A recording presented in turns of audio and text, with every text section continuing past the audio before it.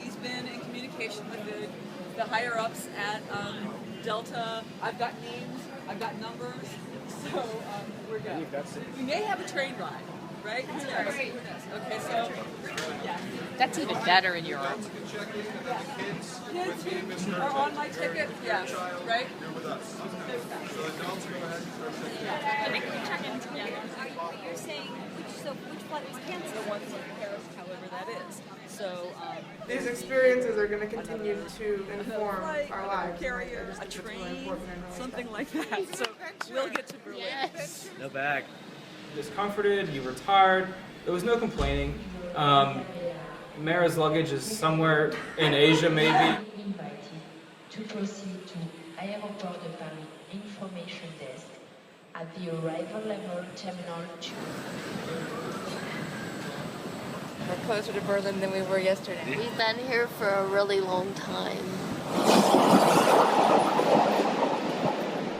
We were all tired, we were exhausted, we were miserable. Honestly, like we bonded over it, we were laughing, we were dancing. It turned out to be fine.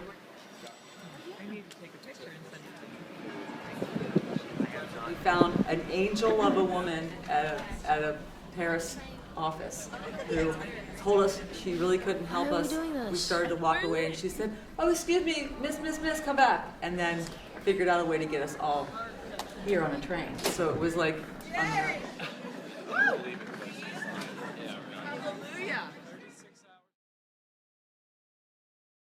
West Berlin, and we are standing at the border between East Berlin, West Berlin, in the no man's land.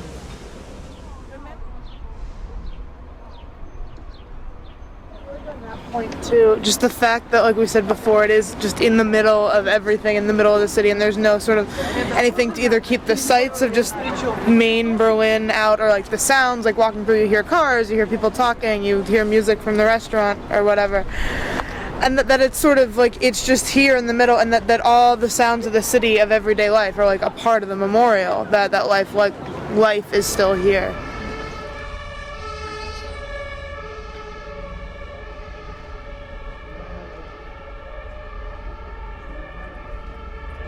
I'm trying to, climb up the taller stela and just, running around, like having a good time riding their bikes through the hills. And it first just struck me as just like very disrespectful, but then I was saying that maybe that's the point, that life goes on around even things like this. Exactly. I wasn't sure that that's like the right time and place for it, but I can see that point. We're in the heart here. I mean, you could do a lot. Look at the space. Look how much space there is here. Look how expensive the space is. Look how central it is, how important it is.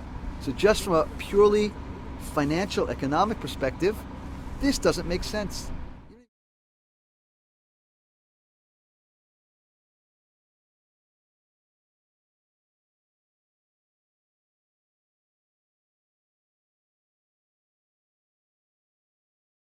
New Germany is not like the old Germany.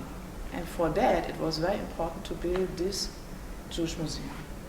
That was the first time that Germany tried to show the whole German Jewish history, what was not possible before. And that is what is the Jewish Museum Berlin. Yes, when we started, so we started together with a group of 10 historians and people to prepare this permanent exhibition. And we had big discussions, not only inside, but in the whole society. The architecture itself is our most important showcase. It is our most important object.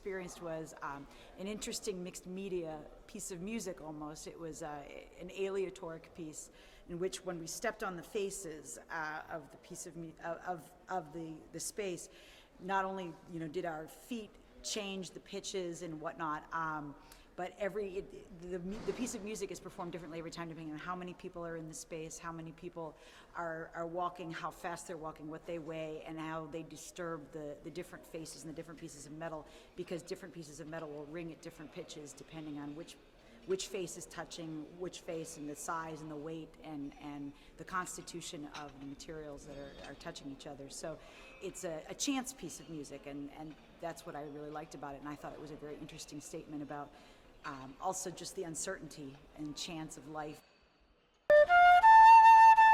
Open to the sky, open to the weather, open to judgments. It is also open to the view of nearby neighbors, just as it was in 1941. Houses still sit close to the station. Berliners looked out of their windows and saw what was happening here. Perhaps some of the Jews saw them standing at their windows, saw curtains being drawn and backs turned. Though the Tree of Life may have seemed dead in Germany in 1945, these trees are working to make Track 17 disappear and to leave in its place a corridor of life.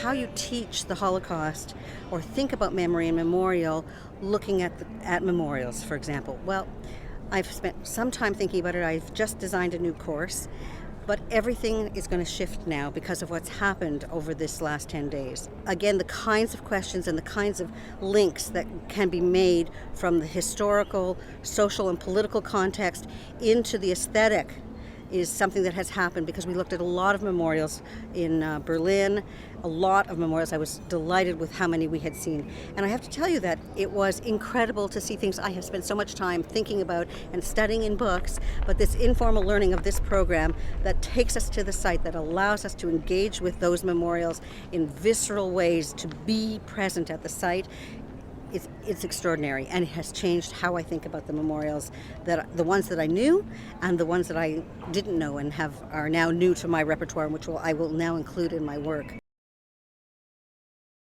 And especially powerful was the trip to Theresienstadt because there were so many musicians that were there at Theresienstadt, and I got the opportunity to play my flute there at a memorial service at Theresienstadt, and I chose to play something written by Gideon Klein, or a portion of a string trio written by Gideon Klein.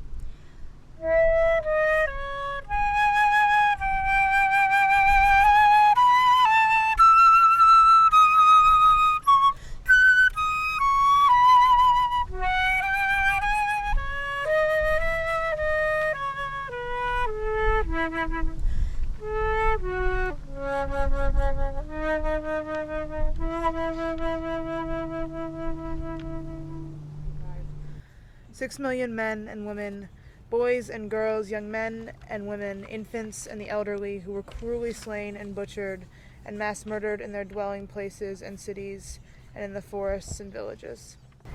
For 7 weeks I've lived in here, penned up inside this ghetto, but I have found my people here.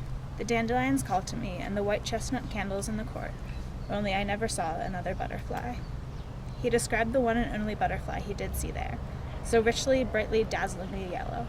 It flew away, he said, up and up, away from Earth, leaving the cold gray world of Terezin behind. He fixed his attention on that butterfly. The sun has made a veil of gold, so lovely that my body aches. Above the heavens shriek with blue, convinced I've smiled by some mistake. The world's abloom and seems to smile. I want to fly, but where, how high? If in barbed wires things can bloom, why can't I? I will not die. I say, you are my refuge. All I have in the land of the living. Free me from prison that I may praise your name. ghetto or concentration camp, but in Terezin, on alien soil, people sang the Lord's song and humanity's song. They wrote poems and put on plays and painted pictures. They performed the Verdi Requiem 13 times. They defied their Nazi tormentors by creating transcendent beauty in the midst of ugliness. They were hungry, ragged, and terrorized. They were never freed from their prison, but even the children wrote poems and drew pictures. Through their art, the voices of these people survive. By our reading their words today and lighting candles in their memory, we affirm their lives, precious to God, precious to us, through their expressions of courage, hope, and the will to live. So first, welcome to Terezin. Let me introduce myself to you. My name is Dagmar Liblova, and I was asked to come here and to spend the day with you here, not because I would be a professional guide, but I am one of the few people who are survivors of Terezin and who are still able to speak with people, because, you know, we are getting more and more old, and some of us who were able to do it several years ago are now too old or too weak or too ill or too sick to do it. So now you have come to Terezin. Terezin, you have heard about it, I hope, on the way here, what it was. And so I don't speak about that. Maybe so that you know what my way through Terezin was. I came here in June 1942 and I was 13. I came here with my parents and with my younger sister and with our grandmother. And the grandmother was then sent away in autumn 42, and we were lucky to stay here 1.5 years in Terezin, to December 1943. In December 1943, we were sent to Auschwitz, to so-called family camp. So I was lucky to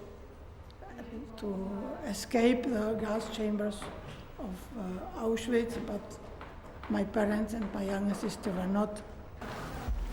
There were about 15,000 children who arrived here, but only from those who were then sent away to other places, only, it's again not quite clear, but about 300 or 400 survived. And I am one of those because, as I told you, I came here when I was 13. It was not allowed to leave the barracks because there were still remnants of the former citizens living here, and so we could stay only in the buildings inside the buildings. So we could, for instance, when we arrived here, so my grandmother, my mother, my sister and I came to one barracks and the father to other one, and we couldn't see each other. Education of Jewish children was forbidden. It was forbidden, but of course we learned something. And what was not forbidden was the drawing. And so the children draw pictures. The problem was that there were not enough material, there were not enough paper, not enough pencils, not colors and so on. That in all these houses, which you can see on our way, all was packed with people. Everything was full of people, because in this small space, almost 6,000 people had to live. And it's really, nowadays, especially by a nice day like this one, it's very difficult to imagine that there was nothing, not a corner where you could be alone. Everything was full of people, always. There you see one of the barracks with a small tower. There were people living there.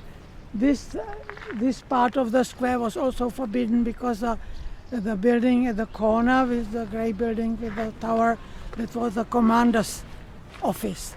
And of course it was for Jews, it was not possible to enter the vicinity of the commander's place. I lived in this building. That was a so-called home for girls. There were about more than 300 girls living there. In each room there were girls of the same age. So I lived in a room which was 4th and 5th window from the right.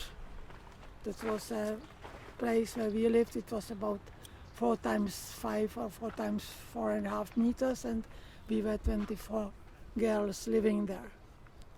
I'm much more aware now of, first of all, how intertwined we all are. Jews, Catholics, Christians, no matter what distinction we want to make, we all have a responsibility to both learn from the past and to apply those lessons to make sure that future generations understand how easy it was for this to happen, for the Holocaust to happen. You look at the Olympic Stadium, it was built to showcase the triumph of the Aryan race. And a few weeks ago, the German Cup final was played there, and the team that won, which came from Munich, the city where the Nazi Party was founded, they had a team filled with Muslims and blacks and Latin Americans and Slavs. You look at the building that used to be the Reich Ministry of Aviation, where they planned horrible bombing raids on cities in Britain and Eastern Europe, and now that's the Federal Ministry of Finance, which distributes money that helps bail out those same countries and to build a really great nation. And I think that no matter how bad things can get, a nation can always change, and Berlin has shown that. And when we went to a synagogue in Berlin and prayed there, it was really special because it feels like the nation of Germany has done a 180, and it's really wonderful to see that happen. And we're talking about teachers and students and everyone coming all together. And one of the things that happens as a teacher is you give out all year, and it's hard to bring it back in. But turning me into a student here is what's filling me back up, and the questions and learning things, and it's really transformative. Going through the touching memorials in the museum, I really did feel a response, and I think that that was made even more apparent by sharing these experiences with such a phenomenal group of people. And then the morning where we had the Orthodox rabbi followed by the leftist politician, I love that.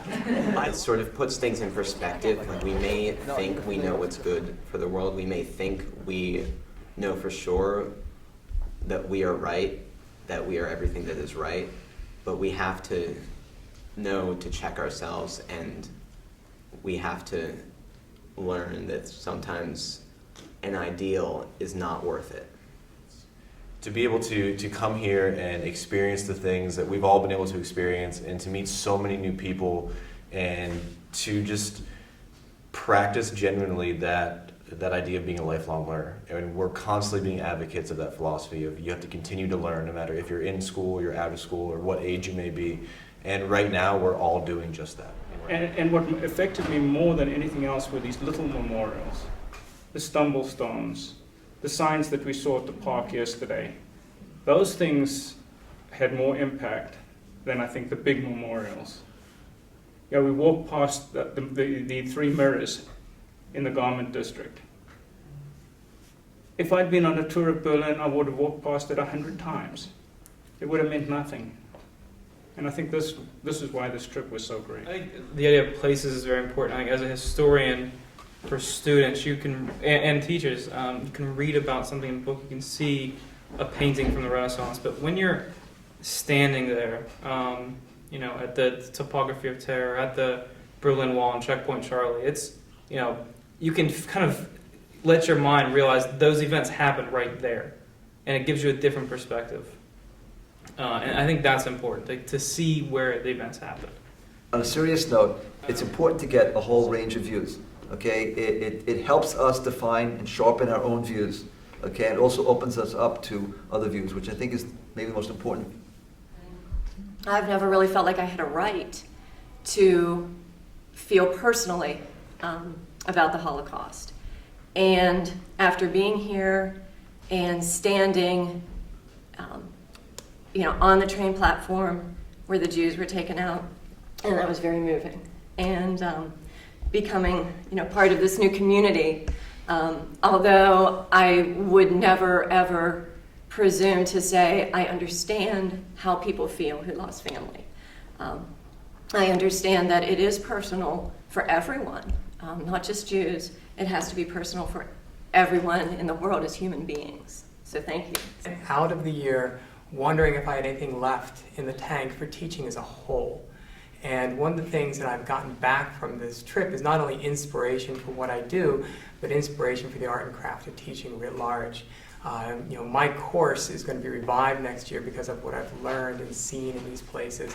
My desire to connect to people about these topics and the power that can be derived from that connection has been reinforced and is stronger than it was clearly before I went into the trip. So on both a personal and academic level, I feel very lucky, very enriched, and I'm fired up, ready to go, which is nothing I would have anticipated. So thank you, Sophie. Thank you.